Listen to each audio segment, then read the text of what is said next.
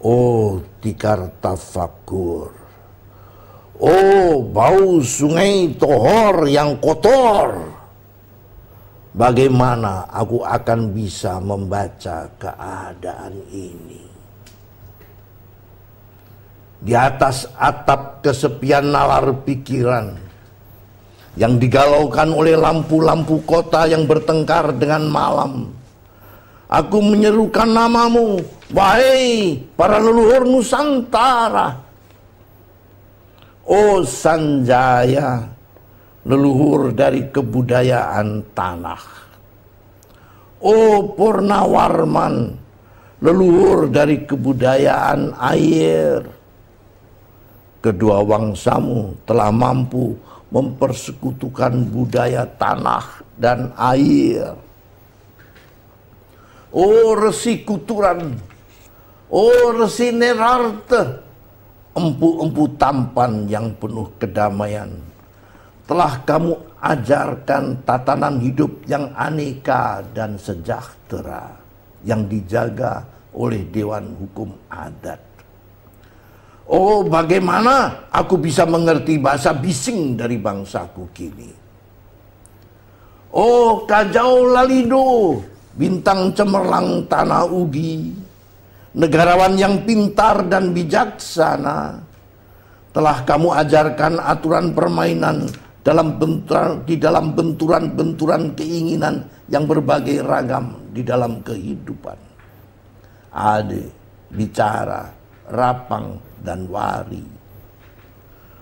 Oh lihatlah, wajah-wajah berdarah dan rahim yang diperkosa muncul dari puing-puing tatanan hidup yang porak-poranda. Kejahatan kasat mata tertawa tanpa pengadilan. Kekuasaan kekerasan berak dan berdahak di atas bendera kebangsaan. Oh anak cucuku di zaman sibernetik, bagaimana akan kalian baca prasasti dari zaman kami? Apakah kami akan mampu menjadi ilham kesimpulan, ataukah kami justru menjadi sumber masalah di dalam kehidupan? Dengan puisi ini aku bersaksi bahwa rakyat Indonesia belum merdeka. Rakyat yang tanpa hak hukum bukanlah rakyat merdeka. Hak hukum yang tidak dilindungi oleh lembaga pengadilan yang mandiri adalah hukum yang ditulis di atas air. Bagaimana rakyat bisa merdeka bila polisi menjadi aparat pemerintah dan tidak menjadi aparat hukum yang melindungi hak warga negara? Bagaimana rakyat bisa merdeka bila birokrasi negara tidak menjadi aparat rakyat, melainkan menjadi aparat pemerintah yang berkuasa? Bagaimana rakyat bisa merdeka bila hak pilih mereka dipasung, tidak boleh memilih secara langsung wakil-wakil mereka di Dewan Perwakilan, dan juga tidak boleh memilih secara langsung camat mereka, bupati, wali kota, gubernur, dan presiden mereka? Dan partai-partai politik menganggap rakyat hanya abdi partai yang dinamakan masa politik partai, kawula partai, atau hamba partai. Bagaimana rakyat bisa merdeka bila pemerintah melecehkan perdagangan antar daerah dan mengembangkan merkantilisme dandes sehingga rela menekan kesejahteraan buruh, petani, nelayan, guru, dan serdadu berpangkat rendah? Bagaimana rakyat bisa merdeka bila provinsi-provinsi sekedar menjadi tanah jajahan pemerintah pusat, tidak boleh mengatur ekonominya sendiri, tatanan hidupnya sendiri, dan juga keamanannya sendiri? Ayam, serigala, macan, ataupun gajah semuanya peka pada wilayahnya. Setiap orang juga ingin berdaulat di dalam rumah tangganya. Setiap penduduk ingin berdaulat di dalam kampungnya. Dan kehidupan berbangsa tidak perlu merusak daulat kedaerahan. Hasrat berbangsa adalah naluri rakyat untuk menjalin ikatan daya cipta antar suku yang penuh keanekaan kehidupan dan memaklumkan wilayah pergaulan yang lebih luas untuk merdeka bersama. Tetapi lihatlah selubung kabut saat ini. Penjajahan tatanan uang, penjajahan modal, penjajahan kekerasan senjata, dan penjajahan oleh partai-partai politik masih merajalela di dalam negara. Dengan puisi ini aku bersaksi bahwa sampai saat puisi ini aku tanda tangani, para elit politik yang berkedudukan ataupun yang masih di jalan tidak pernah memperjuangkan sarana-sarana kemerdekaan rakyat. Mereka hanya rusuh dan gaduh memperjuangkan kedaulatan golongan dan partainya sendiri. Mereka hanya bergulat untuk posisi sendiri. Mereka tidak peduli kepada posisi rakyat, tidak peduli pada posisi hukum, posisi polisi, ataupun posisi birokrasi. Dengan picik mereka akan mendaur ulang malapetaka bangsa dan negara yang telah terjadi. Indonesia. Indonesia. Negara yang kehilangan makna. Rakyat sudah dirusak azas tatanan hidupnya. Berarti sudah dirusak dasar peradabannya. Dan akibatnya dirusak pula kemanusiaannya.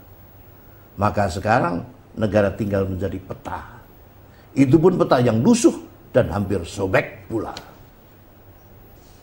Pendangkalan kehidupan bangsa telah terjadi. Tata nilai rancu. Dusta, pencurian, penjarahan, dan kekerasan halal. Manusia sekedar semak belukar yang gampang dikacau dan dibakar. Paket-paket pikiran yang murah dijajakan. Penalaran amarah yang salah mendorong rakyat terpecah belah. Negara tidak mungkin dikembali diutuhkan tanpa rakyatnya dimanusiakan. Dan manusia tak mungkin menjadi manusia tanpa dihidupkan hati nuraninya. Hati nurani adalah hakim adil untuk diri kita sendiri. Hati nurani adalah sendi dari kesadaran akan kemerdekaan pribadi. Dengan puisi ini aku bersaksi bahwa hati nurani itu meski dibakar tidak bisa menjadi abu. Hati nurani senantiasa bisa bersemi meski sudah ditebang putus di batang. Begitulah fitrah manusia, ciptaan Tuhan yang Maha Esa.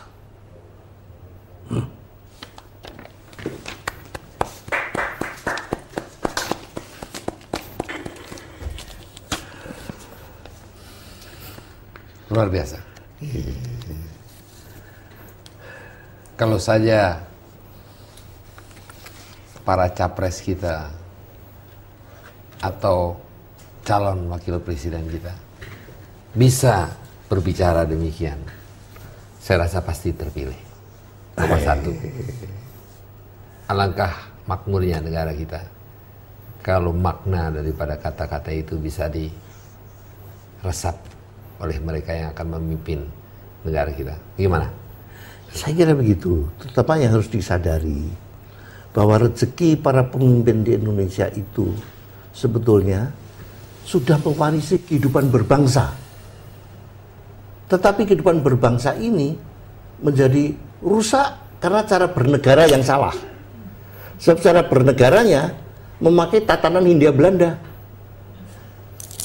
Hukum yang ada itu hukum yang sifatnya politis tapi tidak etis. Apakah tidak ada etika yang dikenal oleh pendiri negara ini? Oh ada. Pancasila itu sudah bagi saya sempurna dari segi budaya. Sumber etika. Sabta Marga, waduh fantastik. Coba ada satu ayat di Sabta Marga itu bahwa prajurit adalah bayangkara bangsa dan negara. Luar biasa kalimat itu. Dan lalu preambulnya hebat. Sayang undang-undang hukum positif dan lain sebagainya yang ada itu tidak bisa melindungi Pancasila, tidak bisa melindungi preambulnya sendiri, tidak bisa melindungi Sabta Marganya. Coba ada tentara yang betul-betul membela bangsa dan negara, artinya membela rakyat dan negara, susah. Nggak naik pangkat, ya harus jadi Bayangkara Cukong dan pemerintah. Saya rasa itu satu statement terakhir. Karena kalau kita terus nanti akan terbawa di hal yang jauh lebih. Menjadi Bayangkara Cukong dan pemerintah. Bukan bangsa dan negara. Tapi mungkin itu merupakan sinisme yang belum tentu benar dan kita harapkan di masa yang akan datang. Apa pernah terjadi tentara membela orang yang digusur? Marsinah yang membela haknya. Marsinah tidak melanggar hukum. Malah dia mengusulkan, menuntut supaya bosnya itu memberlakukan peraturan menteri. Bosnya menolak. Kok yang dibunuh Marsinah? Bung Mas Rendra, kita betul sudah sampai pada akhir acara kita. Saya rasa kita perlu lagi mendengarkan satu waktu, dalam waktu dekat. Saya sangat berkeinginan untuk bertemu lagi dengan Mas Rendra dan melihat apa yang terjadi. Mungkin dalam 3 bulan atau 6 bulan Mas Rendra bisa lagi menulis sesuatu buat kita di sini. Mas Rendra, harapan terakhir mungkin dalam waktu 2 atau 30 atau 15 detik. Harapan bangsa ke depan seorang Rendra. Harapan saya supaya elit politik betul-betul memberikan sarana kemerdekaan kepada rakyat dan memperhatikan apa yang dikatakan orang zaman dulu. Desa mawa tata, negara mawa cara. Artinya desa punya tata, etika. Kalaupun ada negara, punya cara, punya politik, jangan merusak etika. Jadi supaya mereka menyadari apapun yang dilakukan, kalau aturan mainnya tidak dirubah. Bisa diulang tadi? Kalau apapun juga maksud pembaruan dan sebagainya.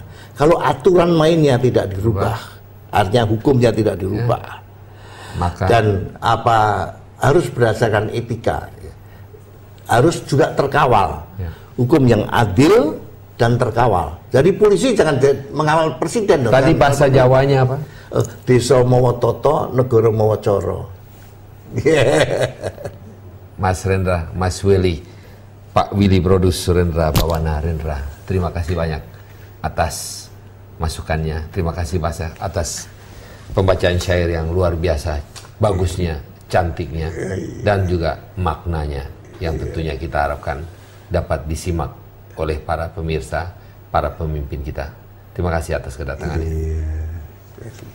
Pemirsa, bersama dengan Rendra, bersama dengan Willy Brodus Rendra Bawana Rendra, suatu yang buat saya sendiri menakjubkan. Tidak banyak yang ingin saya katakan. Terima kasih kepada Rendra. Semoga pemimpin bangsa kita dapat menyimak apa yang dikatakannya. Sampai berjumpa di program Impact yang berikutnya. Sampai bertemu kembali.